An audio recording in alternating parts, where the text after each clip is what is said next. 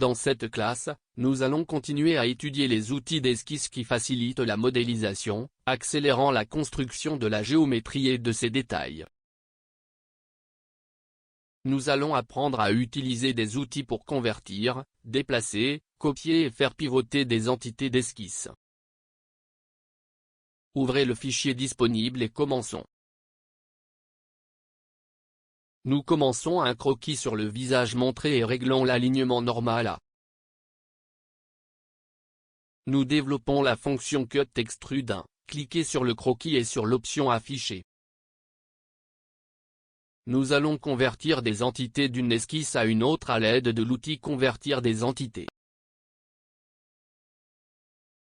Cet outil est très utile car il vous permet d'utiliser des géométries définies et contrôlées dans une autre esquisse. Nous sélectionnons le cercle affiché, puis cliquez sur la commande Convertir les entités. Voyez que nous avons maintenant le cercle dans notre croquis et nous pouvons travailler avec. Nous allons utiliser la commande Déplacer, en l'activant à travers le menu Outils, Outils d'esquisse, Déplacer. Nous sélectionnons l'entité que nous voulons déplacer et décochez l'option Garder les relations. Dans Paramètres, nous avons deux options et nous allons utiliser RDA. Pour cette option, nous sélectionnons le point de départ et cliquez avec la souris pour définir le nouvel emplacement. Vous voyez, on bouge le cercle facilement. Avec l'option XY, nous pouvons définir des coordonnées pour les deux axes.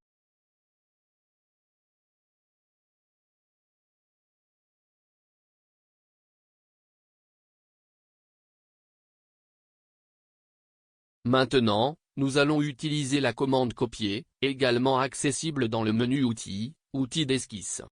Voir qu'il a les mêmes options que la commande Déplacer. Nous copions le cercle en utilisant les deux options, suivez les procédures.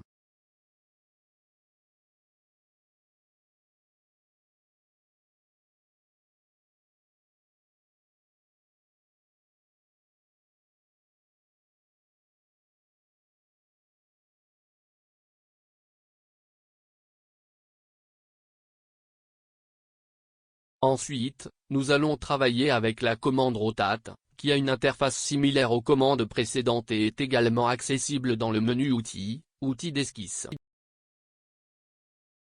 Nous sélectionnons l'entité, puis définissons le centre de rotation en un clic. Notez qu'un repère semble guider la rotation.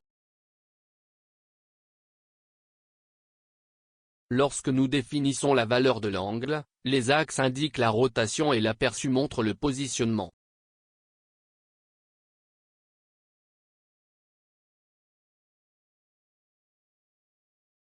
On peut faire pivoter les coordonnées manuellement, voire point d'accord. Nous avons conclu cette leçon, où nous avons appris à utiliser des commandes pour positionner des entités très importantes pour créer des esquisses dans SolidWorks.